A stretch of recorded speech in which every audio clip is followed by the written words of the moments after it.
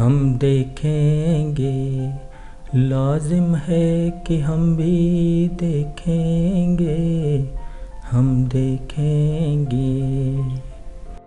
फैज़ अहमद फैज़ का जन्मदिन है। 13 फरवरी को उनका जन्म हुआ था। पाकिस्तान जो आज कहलाता है, उनके नाम और शोहरत से सभी वाकिफ़ हैं।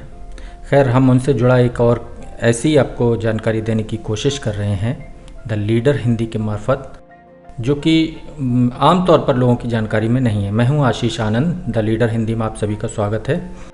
हम बात कर रहे हैं कि फैज़ की नज़्म जो थी, उनकी जो तमाम ऐसी कविताएं या उनकी शायरी कह सकते हैं, उनमें क्या ख़ास रहा। हमने ये देखा है कि फैज़ की नज़में प्रतिरोध और साझे प्रयास की ज़रूरतों को समझाती हैं, जिससे ख़ास तबका परेशान रहता है। इस परेशानी के पीछे 1936 में पहली बार गठित all India progressive writers association के साथ फैज़ का जुड़ाव है। ये संस्था कैसे वजूद में आई, इसका किस्सा बहुत ही दिलचस्प है। असल में हुआ ये, 20वीं शताब्दी में लघु कहानियों की एक बहुत पतली सी एक किताब छपी थी, जिसका नाम था अंगारे। इस अंगारे ने पूरे भारतीय उपमहाद्वीप में हलचल पैदा कर दी। देखते ही देखते राजनीतिक साहित्यिक आंदोलन की सरगर्मी पैदा हो गई। जब पहली बार लखनऊ में 1932 में 10 कहानियों वाली इस पुस्तिका का प्रकाशन हुआ तो हंगामा मच गया। ब्रिटिश अधिकारियों ने भारत के प्रमुख मुस्लिम मौलवियों और दकियानूसी संगठनों के दबाव में प्रतिबंध लगा दिया इस किताब पर।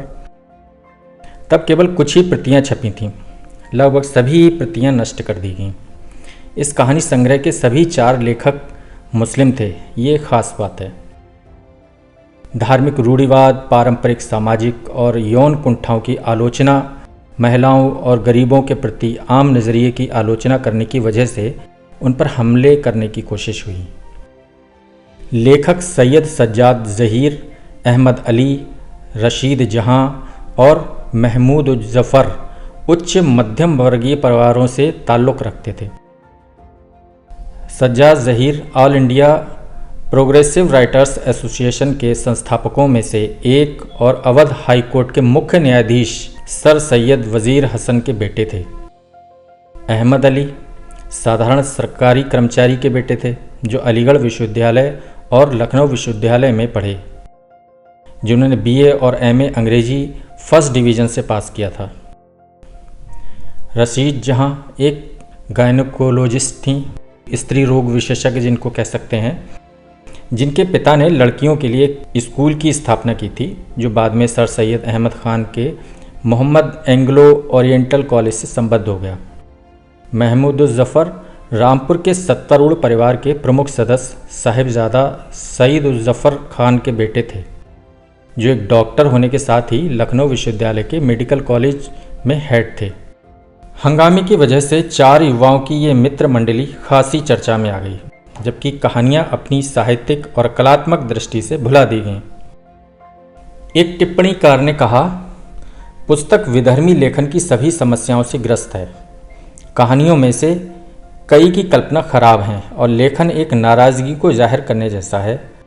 हालांकि महत्वपूर्ण बात यह है कि इसमें एक खास राजनीतिक आलोचना है।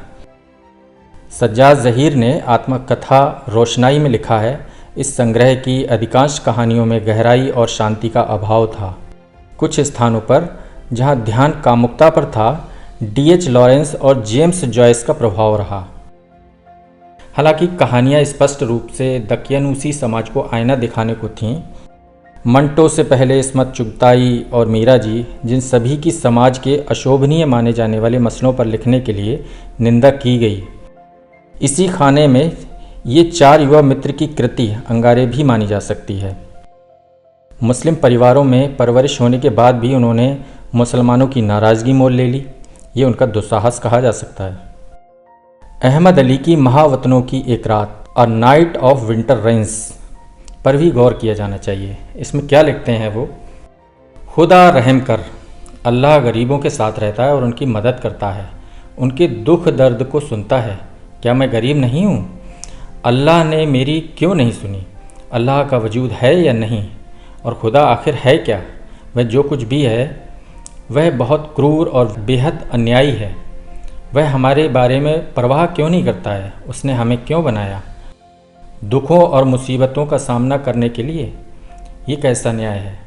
वे अमीर क्यों हैं और हम गरीब हैं?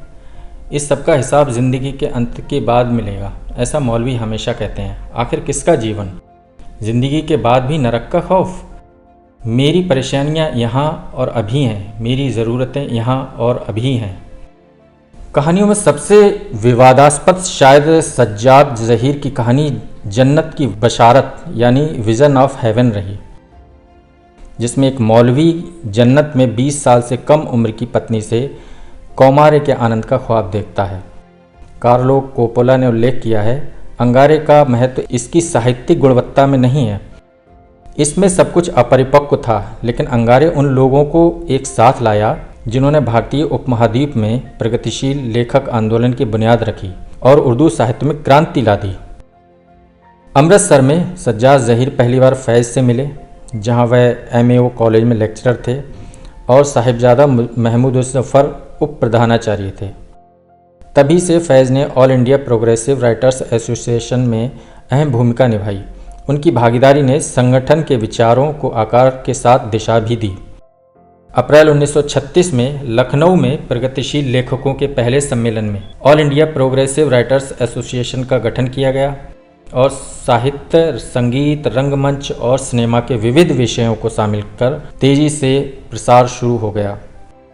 फैज़ के जीवनी लेखक के अनुसार 3 दशकों तक प्रख्यात रूसी विद्वान डॉक्टर लॉर्ड मिला वासलिवा प्रगतिशील लेखक संघ PWA के माध्यम से सामाजिक व साहित्यिक आंदोलन में सक्रिय रहीं। उसका असर भारतीय उपमहाद्वीप में भी दिखता है।